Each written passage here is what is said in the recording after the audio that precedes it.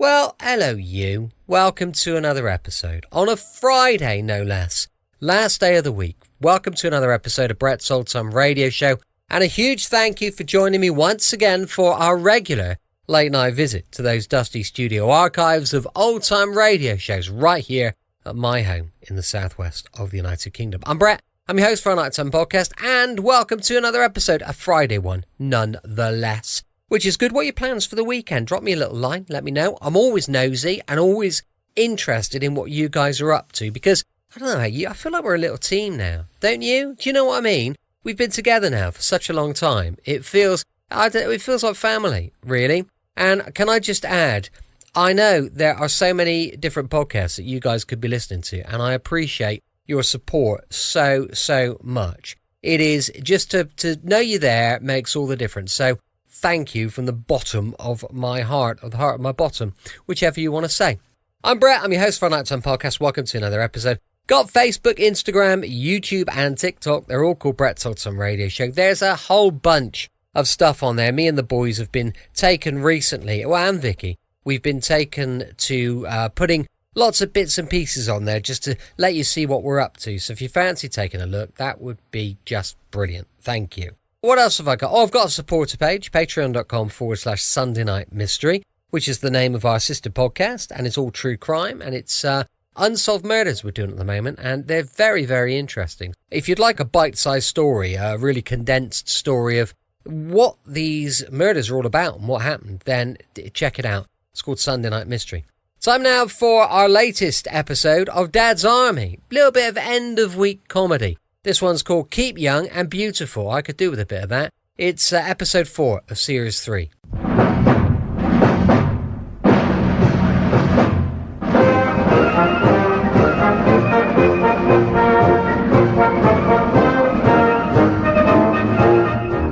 We present Arthur Lowe, John LeMessurier and Clive Dunn in Dad's Army.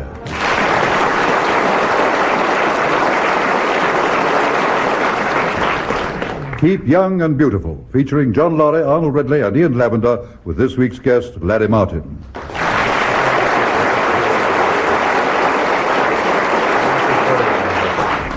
Here is the news, and this is John Snagg reading it.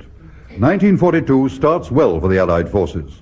British sea power is once again supreme in the Mediterranean. Rommel has been pushed back from the frontiers of Egypt, and the entry of America into the war has provided a tremendous boost to morale.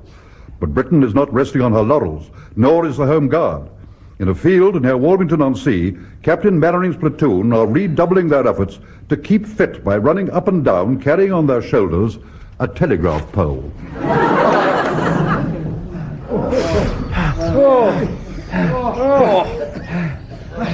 on, man. Go to it with a will. I'm not enjoying this very much. Yon Mannering is taking leave of his senses. I'm sure all this running is not very good for the heart. What are you all grumbling about? When the war's over, if anyone wants a telegraph pole delivered in a hurry, we've all got ourselves a nice little business. Don't give up, chaps. You really are doing most awfully well. Right, man. Gather round me. Gather round. Come on, lads. You heard what the captain said. Aye, we heard. We've all gathered round you, sir. Jones. Fraser and Godfrey. All look a bit out of condition to me. Perhaps they should have a Bob Martins. That'll do, Pike. Now look, men, this is the sort of exercise that is being done by our crack commando troops. Surely if they can do it, so can you. Mannering, could I have something to pad my shoulder? No, you can't. But it's red raw. There'll be no mollycoddling in my platoon. Trouble is, Captain Mannering, Jones here spent half the time carrying the pole and the other half dangling from it. I was not dangling. Puggy was the one that was dangling. I wasn't dangling. You was the one that was dangling. All right. That's enough. Yes. That's enough. Now on the command go, I want to see all 3 sections charge across the field and then use their poles to cross the stream. I'll stand a pint of beer to every man in the first section across. Right. My section, we're going to win this. I could just do with a pint. Well, don't dangle then. What do you mean? Go! Come on. Come on, lads.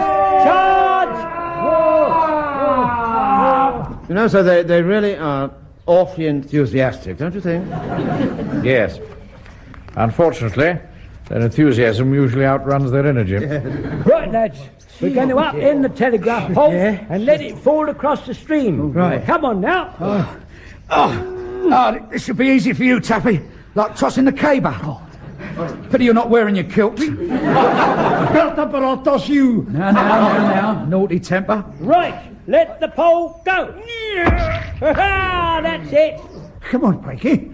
You hold the ball steady, and I'll start shinning across. We are not going to shin. We're going to walk across. Walk across? What do you think we are, tightrope walkers? It's easy. We'll just hold hands and gripping the pole with our feet, we inch our way across.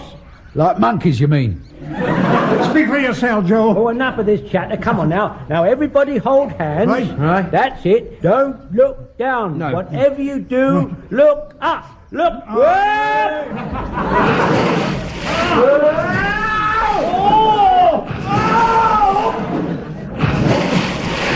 I'm all wet. Yeah, what a brilliant idea, wasn't it, to walk across? That'll do, Private Fraser. Old Ansley says so. Instead of just him falling in, we all do. Yeah. Oh dear. Somehow, Wilson, I don't think this exercise has been a great success. No, sir. Been a bit of a washout, really, hasn't it?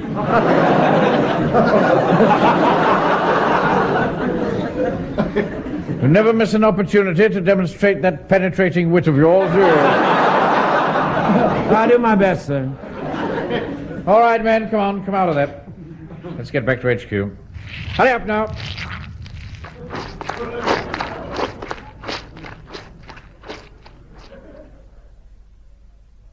Right, left, right. Go,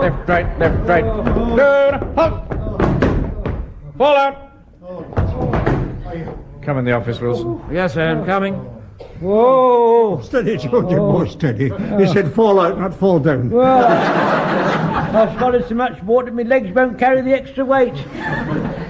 If my mum catches me like this, she won't let me come anymore. Don't worry, Pikey. Come back to my place. I'll fit you out with a spare uniform. Ooh. Won't cost you much. Dear. I must say, sir. Oh, my goodness. It's a relief to get the weight off one's feet. Good Lord, that was tiring. You're out of condition, Wilson, that's all. Yeah, well, it was rather a long march back here, sir. I was with you, don't forget. Yes, but you were on your bicycle. Yes, very strenuous pedaling up some of those hills. Yes, of course it must have been, yes. Oh, nice to get these boots off. You won't leave them in here, will you? No, of course not, sir. No. The men did awfully well, didn't they? Awfully well. It was a shambles. Jones's section was a joke. No, but they tried very hard, though, didn't they? Well, that won't be good enough when we're up against Hitler and his Prussian butchers. We shall have to split the platoon into two halves. Those who are young enough and fit enough, and those who aren't up to battle standards. Yes. Well, I tried that once. Looked rather untidy. How do you mean, untidy? Well, there were 2 men in one half and 21 in the other. I don't mind telling you, Wilson, I sometimes wish that I had some younger men under my command. Yes, well, other people seem to be thinking on the same lines, sir. How do you mean? Well, just a minute. Got this note here. Yes, here it is. This trickled down from the War Office. It says, in view of the fact that at the outset of war, many younger and fitter men joined the ARP, leaving only the older and less fit men available for the Home Guard, it might be desirable now for these younger, fitter men to be drafted into the Home Guard and the older men into the ARP. What? Let me have a look at that. Well, there it is. Local Home Guard commanders should look into the age and fitness of their men with a view to getting together with the ARP and exchanging personnel. This is an outrageous suggestion. I'll fight that tooth and nail. Yes, I do agree, sir, yes. I mean, how can I face, say, Godfrey, or Fraser, or Jones? Tell them that I have no more use for them and they're now in the ARP. Oh, well, you won't have to, sir. There's going to be a parade and the area commanders coming here to pick out which of us ought to go to the ARP and which wardens ought to join us. I don't want any Hodges rabble in my unit. Oh, I quite agree, sir. They should leave well alone. One just doesn't know where a thing like this would end. Of course not. Well, I mean, take Hodges, for instance. I mean, you say you don't want any of his rabble in your unit. In fact, you might find yourself in the ARP. This might finish up as his unit. What on earth are you talking about? Well, Once they start this sort of thing, I mean, anything can happen. They wouldn't hand my platoon to a man like Hodges. He's a greengrocer. What does he know about the army? Well, he was in the last lot, you know. Oh, different sort of war altogether. Still, he did come face to face with the enemy, you know, so he looks pretty fit. He's a lot younger than one or two of us. Meaning me? What? Well, you're by no means decrepit. I mean, well, you're not exactly C. Aubrey Smith. Thank you very much. At the same time, you're not exactly Freddie Bartholomew. Oh.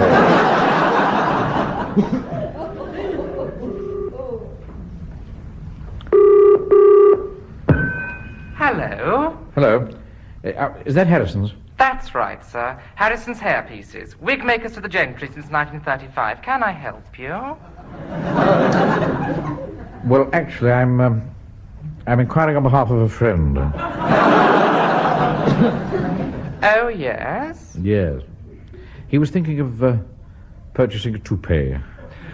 What sort of style did your friend have in mind?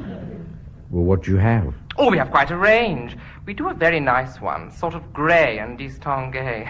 We call that our C. Aubrey Smith. Oh, no. Well, how about something romantic? We do a Valentino with the long sideboard.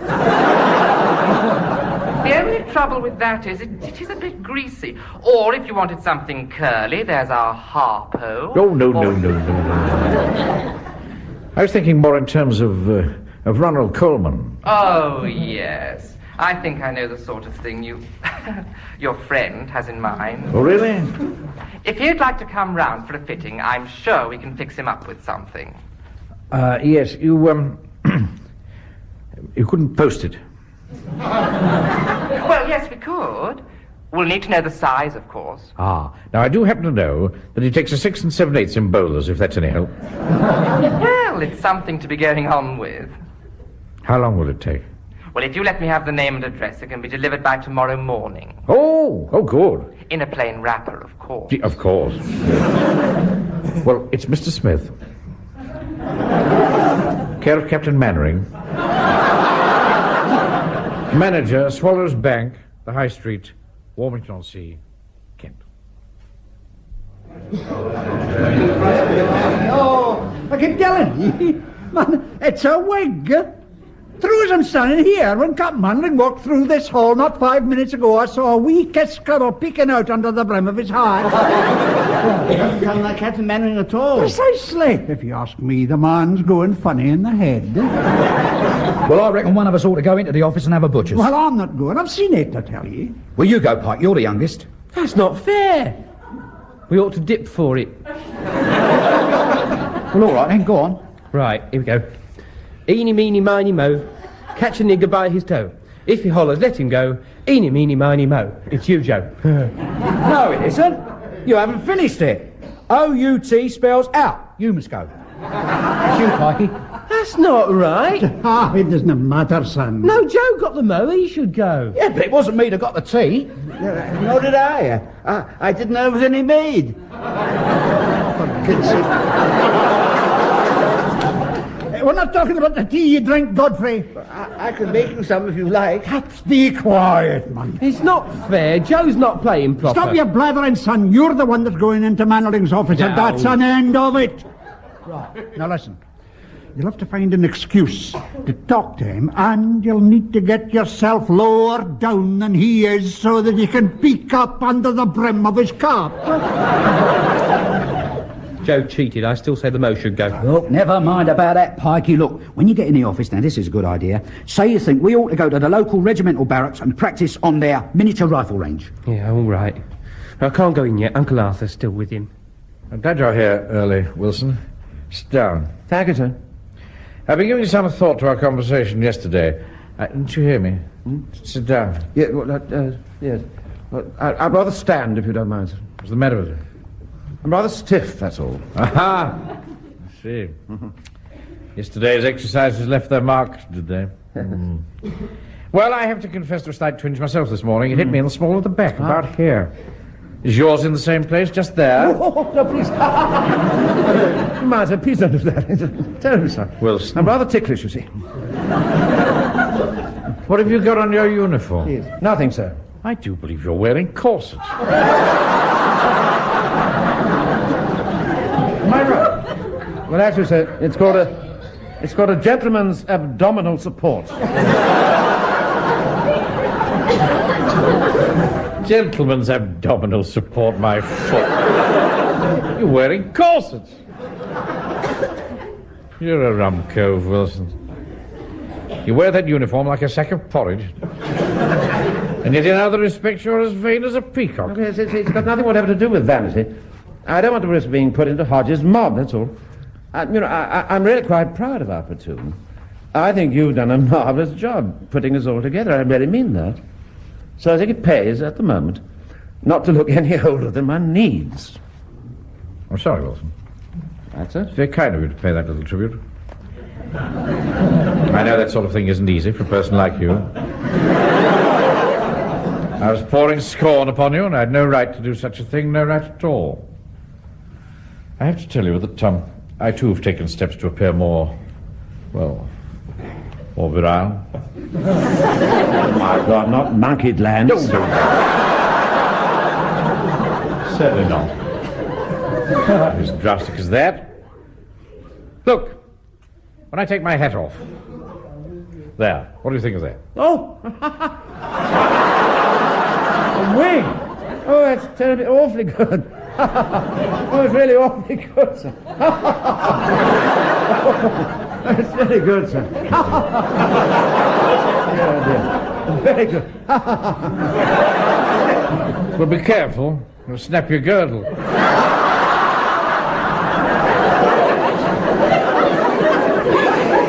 Put my hat back before you have convulsions. Sorry, sir. Sam, you got the men on parade. All right, sir, yes. Right away, sir. Come in.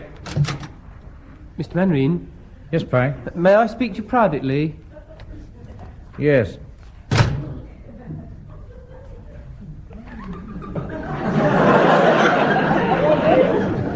Don't stare at me like that, boy. What is it? Barracks. I beg your pardon? We haven't done it for a long time. What else are you talking about, boy? We ought to shoot at the targets with miniature rifles. Why are you bending down like that, Pye? Well, I was just trying to see if my boots are laced up. I see. Are they laced to your corsets by any chance? Pardon? Are you wearing corsets? I didn't know we were supposed to. Shall we start again? Yes, sir. The men asked me to ask you if we could do more of it. Excuse me. Well, they surely didn't ask you to get on your knees and pray. Stand up, boy. Sir. Now, just what are you up to? We were playing Eeny Miny. You were what? Playing what? Eeny Meeny and I lost. I see. You know, Eeny Meeny, Miny Moey. Yes, all right. I lost and I've been sent in to find out if you've got something under your hat. My head, you mean? No, between your head and your hat. They want to know if you're wearing a wig. Ah, that's it, is it? Well, we'd better go and put everyone's mind at rest, hadn't we? Sir. Follow me. Right, now, the point is this, chaps. Mr. Manning's gone and got this thing for his head. Because none of us want to get split up and drafted into the ARP. And let's face it, we wouldn't want to lose him. It's true, and we certainly don't want Hodges and Heslott joining us. Blimey, no. You get Hodges in here, he'd start nicking everything. And that'll make two of ye. Jock. Look, chaps, you see, Captain Manning's very sensitive about this hair thing. So please try not to stare. Right. Just treat it as normal everyday thing. And for heaven's sake, please promise me, don't laugh. Right, fall in 3 ranks. Fall in 3 ranks. Do as the captain says. Come along now. Fall in 3 ranks. Get in 3 ranks. Come on. Fall in 3 ranks. 3 ranks. We've got to fall in. We've fallen in 3 ranks, eh? Now then, I was particularly disappointed by the turnout for last Sunday's church parade. Now you may think that church parades are a waste of time, but I would remind you that during Dunkirk, His Majesty the King called the nation to a day of prayer. I think you'll have to admit that on that occasion it worked jolly well. And so I don't think we should ignore this aspect of the war effort. Sorry I couldn't be there, sir. I was delivering essential supplies to a company of ATS girls, sir. Well, couldn't you have waited until the afternoon? I could, sir, but they couldn't. It was knicker elastic, you see. They wanted it for their... Yes, I'm well aware of what they use it for. As for you, Pike, when I was sitting behind you in church, I noticed your hair's getting very long. It's practically touching your collar. Get it cut. Yes, Mr. Benry. Owen Wilson. Yes, sir? Your hair's untidy, too. Not a violin player, you know. Mum said it made Uncle Arthur look rather romantic. Frank, please. Didn't she? I can't see it myself. Anyway, your appearance as fighting soldiers has become very sloppy. I mention this because it has come to my notice that certain aspects of my appearance have given rise to some speculation and a certain amount of hilarity. Now, I've never been one for beating about the bush, so here it is, straight from the shoulder. I am wearing a toupee, or wig, if you want to make it plainer still. So I'm going to take my hat off, and if any of you fancy a jolly good laugh at my expense, now's your chance. Because I'm going to give you a good look at it. Are you ready? There, what do you think? Well, come on. I'll say this for it. You certainly can't see the join. Speaking for myself, sir, I can't see the point. What do you mean, Fraser? Well, it seems a terrible waste of money to have a wig made that makes you look exactly the same as you did before. Exactly the same. What are you talking about? I think it takes years off me. Well, personally, Captain Men, I think it makes you look older. Rubbish, how could it? Well, so you see, it's rather difficult for us to judge, you see. The wigs come off with your hat. What?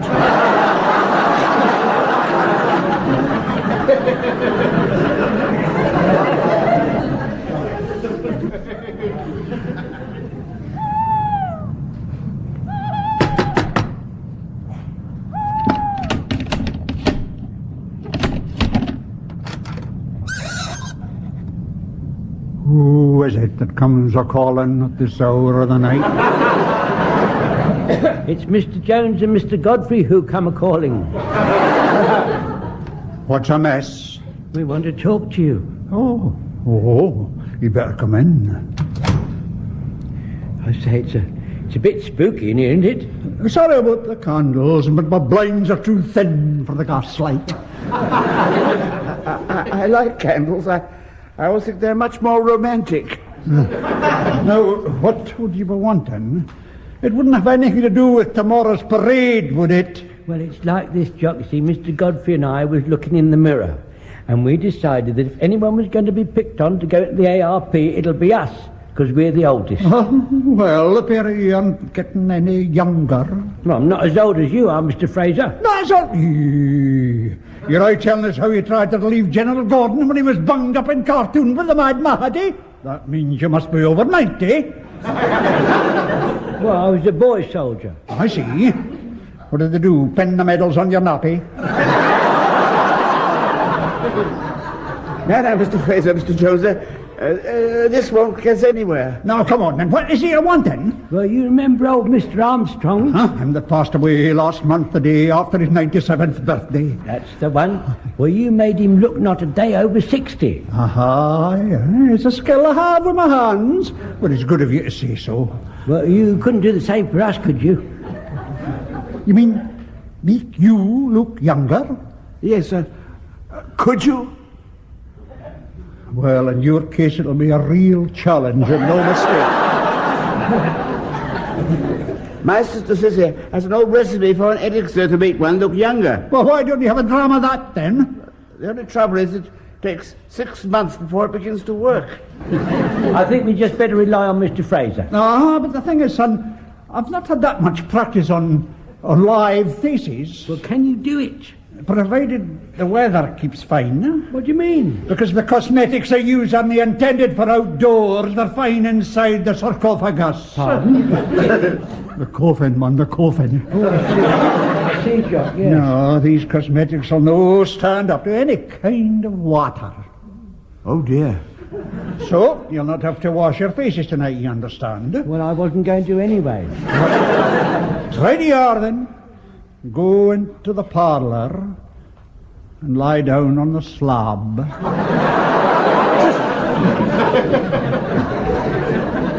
All right. Fall in, everyone. Quick as you can. Hey, Joe. Hey, where's Mr. Fraser, Mr. Jones, Mr. Godfrey? The General will be here soon to inspect us. I think they're staying inside out of the way till the last minute. Mr. Mannering will have kittens when he sees them. Hold on, here they are. Now, come on, Georgie, come on. Quick as you can. Coming, Sergeant. No, Georgie, no, don't stand next to me. Get in the ranks. Oh, sorry, Mr. Wilson, but without my glass, I'm having a bit of difficulty in finding myself. Are the men ready, Samuelson? Yes, sir. Soon ready for inspection, sir. Thank you. Now, let's have a look at you all before the General gets here. Pike? Yes, sir. Yes, I don't think there's any likelihood of your being transferred to the ARP. I think you're safe enough. Thank you, sir. Walker? Yes, Mr. Mannering? You'll be all right, too. Right, now, just a minute. Who's this? Jones, sir. Jones? Yes. Good heavens. What on earth have you done to yourself? I tried to make myself more youthful, sir. Youthful? That dyed hair and rouge all over your face? Look like an aging gigolo. Oh, thank you very much, sir. That's very kind of you. You look ridiculous. Well, I didn't want to leave you, Captain Mannering, nor these brave troops, so Mr. Fraser fixed me up. Fraser, what's the meaning of this? I thought to help to make them look younger. All right, what's the matter with you, Fraser? I thought it would help to make them look younger. He doesn't speak very plainly, sir, on account of his cheeks are padded out with cotton wool. Good Lord. He's got makeup on his face, too. Did you know about this, Wilson? Yeah, but I turned a blind eye. Well, you've no business to. I'm the only one with the authority to turn blind eyes. Godfrey, what in the name of goodness have you done? When Mr. Fraser's a fluid, sir. It tightens the skin. Wilson, this is ridiculous. He looks like Madame Butterfly. Can't parade like that. How long does it last, Fraser? Never dug anybody up to have a look. He says he never dug anyone up to have a look.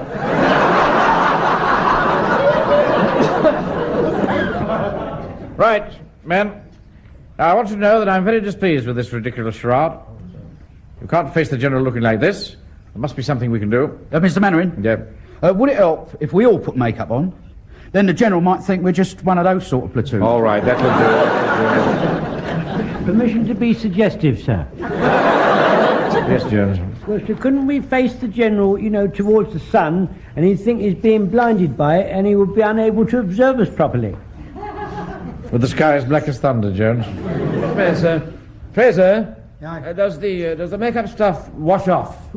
Easy. What was that? What did he say?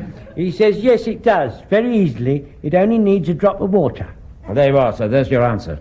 Well done, Wilson. Well, you see, I am capable of original thought sometimes, sir. Just that I'm not often given the opportunity to do so. Right, Fraser, Jones, Godfrey. Quick, go and wash your faces. It's too late, sir. It's too late. The General's here. What are we going to do? There's nothing we can do, apart from pray. Platoon, and shut.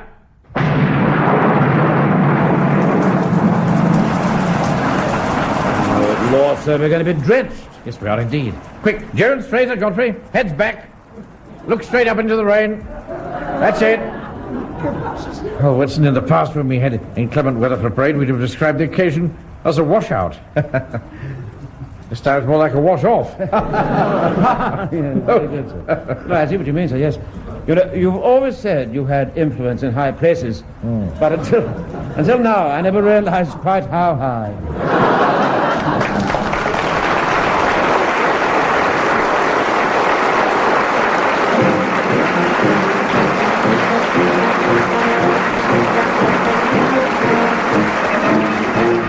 In that episode of Dad's Army, based on the original television series by Jimmy Perry and David Croft, you heard Arthur Lowe as Captain Mannering, John LeMessurier as Sergeant Wilson, Clive Dunn, Corporal Jones, John Lorry, Private Fraser, Arnold Ridley, Private Godfrey, Ian Lavender, Private Pike, Larry Martin, Private Walker, and Michael Burrington as the Wigmaker. Keep Young and Beautiful was adapted for radio by Michael Knowles and Harold Snowd and produced by John Dias.